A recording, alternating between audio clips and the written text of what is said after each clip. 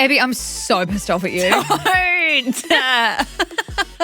No, I'm not. But if I was an angry person that didn't know how to regulate her emotions, that's how I would start the pod.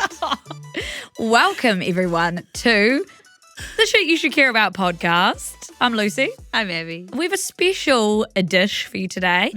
This is episode number 2 in our mini-series all about how to love better, where we take on your relationship issues and basically as two non-professionals but who have seen and been through enough, we tell you how to deal with them in a healthy way. And I love that I've taken it upon myself to try and do cold opens like at the start of these podcasts. So funny. And it just comes to me right before we get on mic. Naturally. So today's episode is all about, if you hadn't guessed it, anger. Yes. Which is something that luckily Abby and I actually don't deal with very much in our day-to-day lives anymore. So I wanted to start this episode, Abby, by making us dig through the archives of our brain and think about the last time not even the last time, just a time you remember getting properly angry.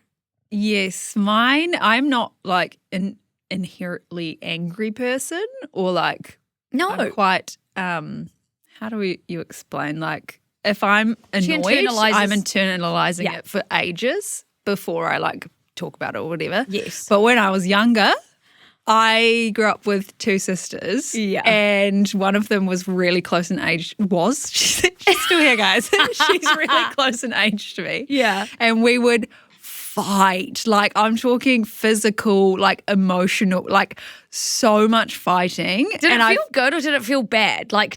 It felt bad. It was just like you'd get so pissed off at your sibling and you just needed to get it out. And it was like evil. Like I actually was evil and I was the older sister, so I had more power. Yeah, because one time I was like being annoying to Abby and the feet went up to kick me and I thought, I've never seen this before. And she said, I grew up with sisters. And like, you got to get to be fair, I was annoying. But I was like, oh my God, I've never seen this reaction. Yeah, we'd pull each other's hair, scratch. Yeah. Like scratching was huge. And then we'd be able to like have evidence to go to mum and be like, she scratched me. Oh my God. But we would be like scrapping. That's scrapping in our bedroom. It's so funny because like you grew up with sisters and you obviously, when you're younger and you're in your family, you feel safe enough to feel that rage and then know that the consequences are maybe you getting grounded and maybe and this is like if you're lucky enough to grow up in a safe family. Some people that had anger in their families did not have a safe space to go after. I think I feel like funny rage, but I miss the feeling of actually getting wound up about something because I think I'm like you. If I'm angry at something or someone, I will just remove myself and be like, I don't need that. Yes. But one time, Abby and I were camping with my little brother and her partner, and like it was like a sibling trip. It felt like a sibling trip, and the boys, they didn't ask us for help packing the car. They were like, "Right, we'll do the stuff from the garage into the car." And if they'd asked us for help, we would have done it right. So we got to the very tippy top of Aotearoa, top of the country, like as far as you can go. Northern beach you can go to. First of all, they packed the wrong tent. I had this big tent that had 2 rooms and I brought it over from Blenheim for this trip. They packed our friend's workmate's tent. Okay, that's fine. We can all fit in one room. We had gone out and bought new air mattresses, so I was going to double with my brother and Abby was going to double with her partner. The boys had packed 1 double and a single.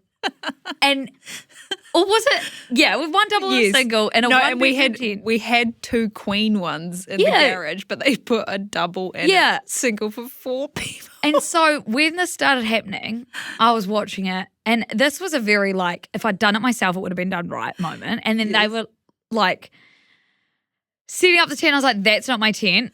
And then I was getting out. I was trying to be helpful, and so I started blowing up the air mattresses, and I saw. Like, why is there a single one came out of nowhere, raging in the campsite? Because there was no way out. No. We were at the very top of the country. It was cold. It was cold. And there's like all these peaceful people around us setting up their little tents. Yeah. And making some coffee. And Lucy's rage. Yeah.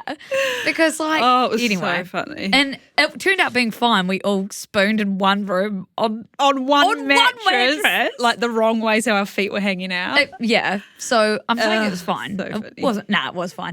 But that, and then with work stuff, I don't often feel rage. I think I feel frustration. And then the other day, something really frustrating happened that was out of Abby and I's hands for work.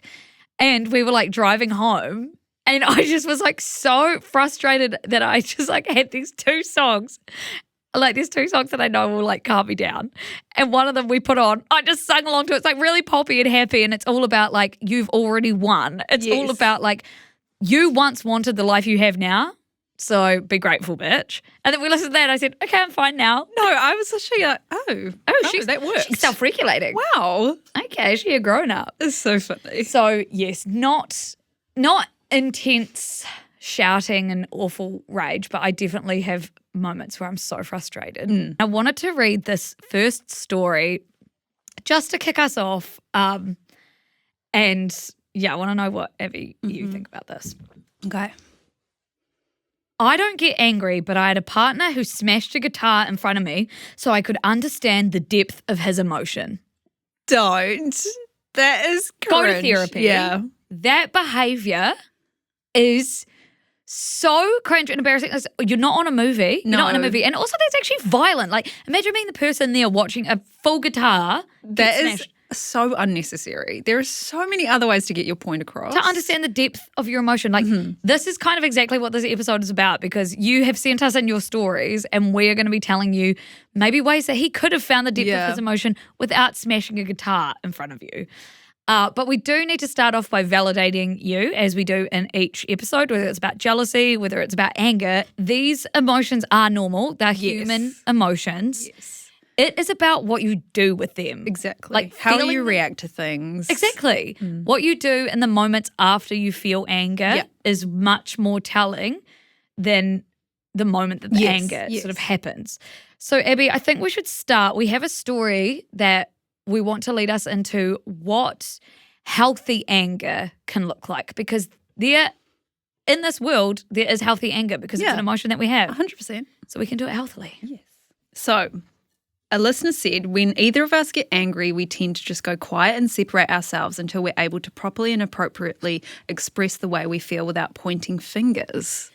So this is a very good way to start because I feel like this is two evolved people that have the same communication style or have talked about how they want to deal with their frustrations together. Yes, and I like it. I really like that they can acknowledge that, hey, we're both going to be silent for a little while because it's going to work out better for both of us. I'm thinking about it. I'm thinking about my reaction instead of just like exploding on the spot and maybe saying something that you don't mean. Yeah. It's like being able to go away, analyze it, come back with a clear mind. Yeah. And what is that quote? It's like you can't control your feelings, but you can control how you react to those feelings. And I think this is a very good example of like emotional regulation in practice. You're not just going to get there immediately. No. Maybe if you're like an older couple or you've had previous relationships before where you've learned these skills. But I actually think it's worth, and we'll get to this in the communication episode, like when you know that you're going to be with your partner for a while, like sitting down and being like, how do you like to deal with conflict? Yes, I think that's so important. Yes. Or like if you say you get in a new relationship, you see your partner, the way they react to things, you can be like, hey, I don't love that. Yes. Like let's Figure out a way. a middle ground, what we can do when we get annoyed at each other. Yeah. Because if you don't deal with it well, then you're just going to both get angrier and angrier and nothing works. So I think, I do think this is what healthy anger looks like. It shows up in different ways, obviously, for different people. Yes. Some people, it might be cooling down for, a minute and then being like, oh shit, that was a lot. Let's tackle it now. Yeah. For these people, it was going away and thinking about it. So I do think that like I like starting, usually we start with like bad or crazy. I mean, we did start with the guitar smashing, but this, like showing people at the very top of the episode that this is, everyone feels anger. Mm-hmm. You can deal with it easily. It's just that we don't really talk about emotional regulation. Like when we talk about couples and we talk about like communication styles, love languages, blah, blah, blah, we don't often talk about like, and how are you going to deal with and what do you do when you're angry? Yeah. Because anger is so tied to danger as yes. But we also like kind of get embarrassed if we do something in the moment. So people don't talk about that very often. And because anger is often painted with overreaction. But no, you're allowed to feel angry. Yeah. It's like a very normal human emotion. It's just, what do you do with that? Emotional regulation is a skill. It's not something you're born with. Yeah. It's like a learned skill. And it's the same with like other emotions, like anxiety. Regulating that is a big skill. Like, so it's not, I just think anger has a bit of taboo with it because you see anger and then you see violence and then you see like awful things, which can happen. But treating it as something that can be worked through as a skill is, like, don't be embarrassed that you feel anger or you might react differently to like other couples. Yes. Like just think about it.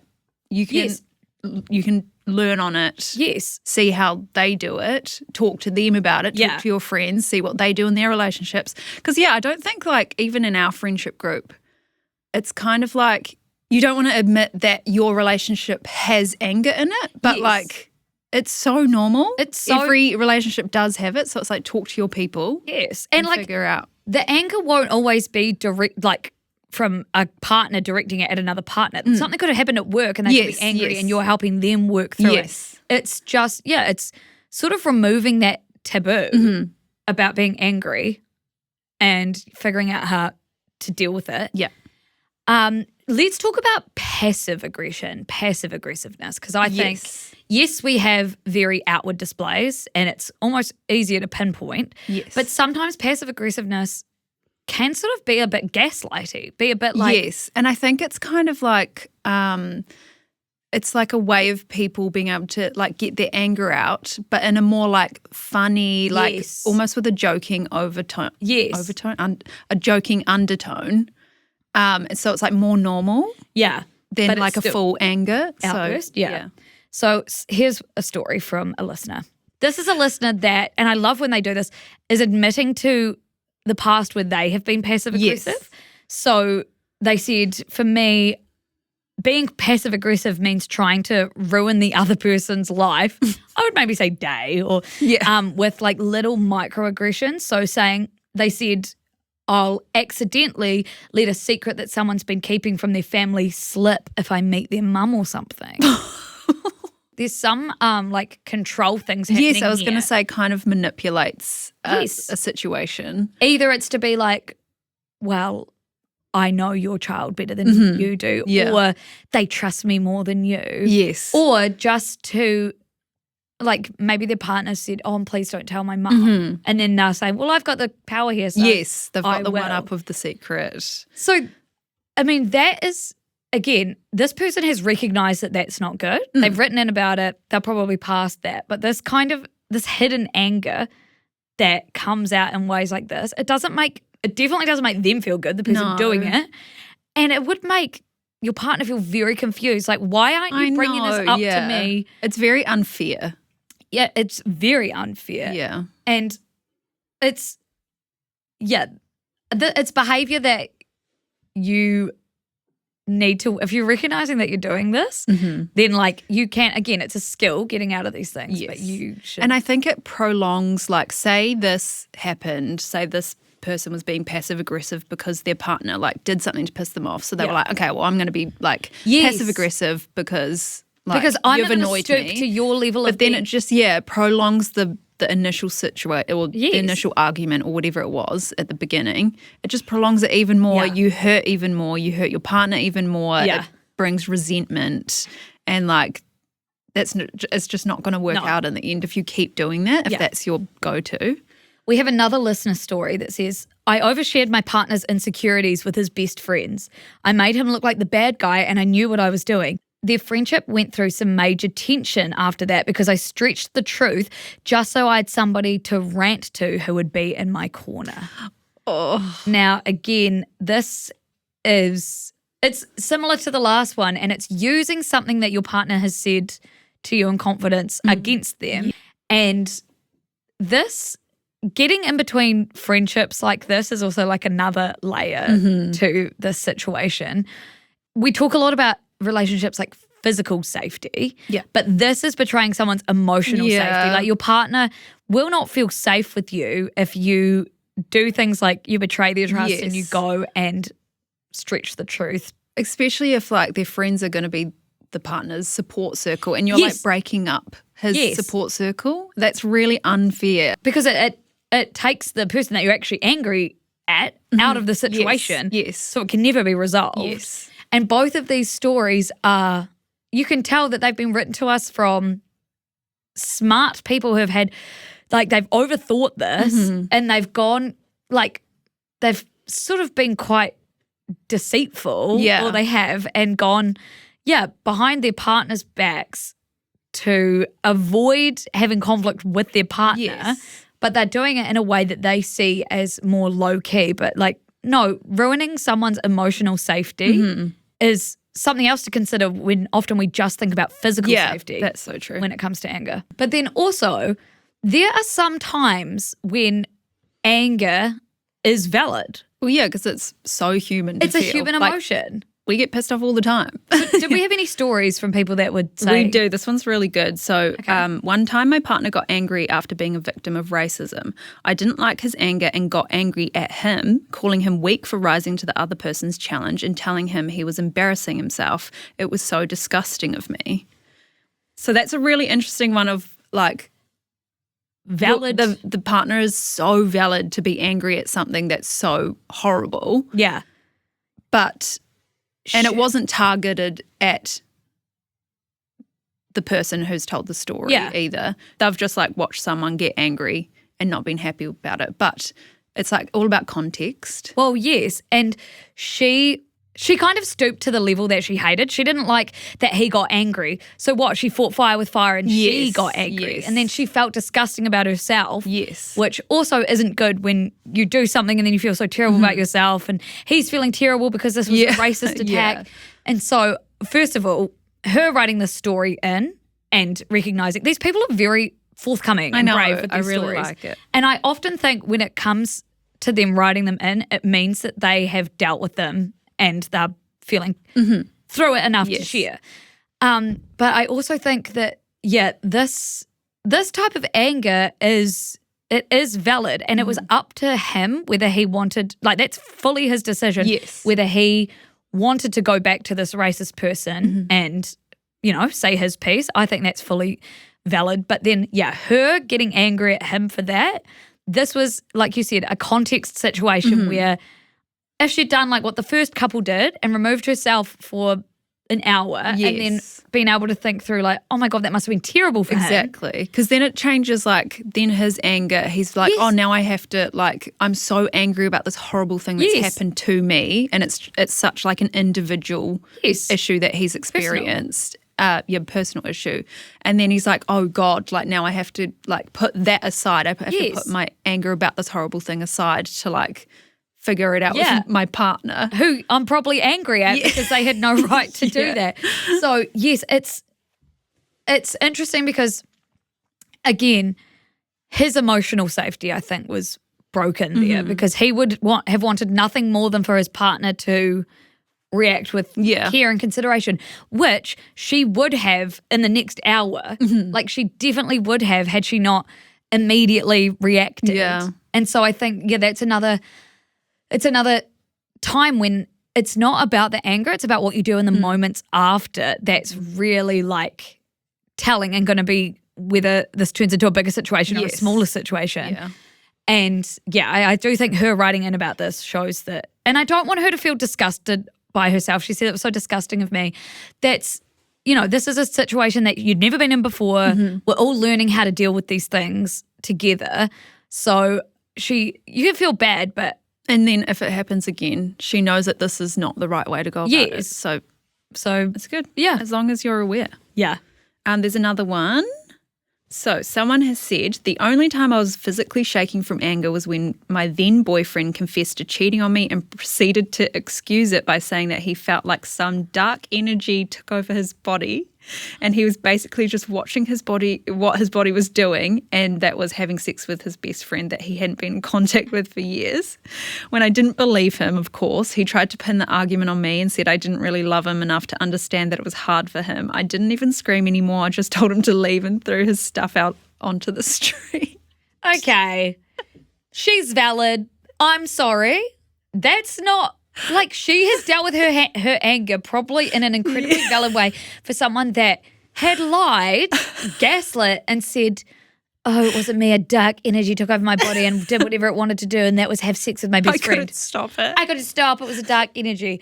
So, first of all, I love the way that she says she was like, I didn't even scream. She's like, that is so stupid of an excuse. Like, I'm not going to waste my energy on that. And it's a good example of, like, you can have the most wild thing happen to you and you can still choose to react in a way that isn't rising to their level. Yes. You can not scream. You can just think, what do I need to do for me now? And that is get rid of stuff. And then write into your favourite podcast about it. Well, I am sorry that happened, but she got a story and a half. Thank you for sharing. That is so crazy. 100%. Like, that story is just bananas. So I think through we've had a very good, honestly, we had a very honest array of stories. Yeah, anger shows up so differently for so many people, but it's just like making sure you're not actively hurting someone in the process. Yes, like we're talking about anger here. We're not talking about violence. We're talking about things that can be helped by emotional regulation and learning how you and your partner communicate. Yeah. But if it has ever escalated past what you've heard on this podcast, go to the show notes, talk to someone you love, because anger that leads to violence is not the anger that we're talking about right now at all. Like, I'm almost thinking the guitar smashing one was like one away. Yeah. So what have we learnt today, Abby? We have learnt that accountability and what you do in the moments after the anger is far more important than the actual conflict itself. Yeah. Because honestly, if someone gets angry, there's probably something else going on. If they're quick to react and quick to get angry, there's probably something deeper going on. So looking into that is really important, and also learning what de-escalation looks like so then you can take time apart and like repair what's gone wrong. And there's no like certain perfect solution for every time you get angry, but it's just like analyzing after. Yeah. Asking yourself out what you're actually angry about, whether your reaction to the anger was valid or whether it made things harder. And then also, like, I'm not trying to put this all on the partner to deal with. Like, your partner that was angry at you needs to go and do some like what's actually going on here? Because if you can't figure out a way to make it work, or if it keeps happening, it's time to get a professional involved probably. I agree, yeah. And I think the last thing really is probably, and this probably is a blanket sort of statement for all these podcasts, but not treating the apology or the resolution as the finish line. Like, not just saying sorry for that, like actually seeing what they do after, how they change. Yes. And what the root cause of it was, I think, is more important. And also just not letting it, like, if you give them time, don't just let it fizzle out and then like you forget about what you're even angry about and then you just go back to normal. Like, it needs to be addressed. 100%. It needs to be addressed. Always. And if you need more support or you want to know more about any of the things we've talked about in this episode, you can go to lovebetter.org.nz. If a relationship is making you feel isolated or you feel controlled, please talk to someone you trust or DM Youthline on Instagram. You can do that if you're concerned for yourself or for somebody else. They are always there to talk. Next episode, we're going to be talking about communication styles. Me and Lucy are very different in that sector, so it's going to be so fun. It's going to be a very good episode. And again, you have sent through some wonderful stories. So we will see you on the next episode. Thanks, guys. Bye.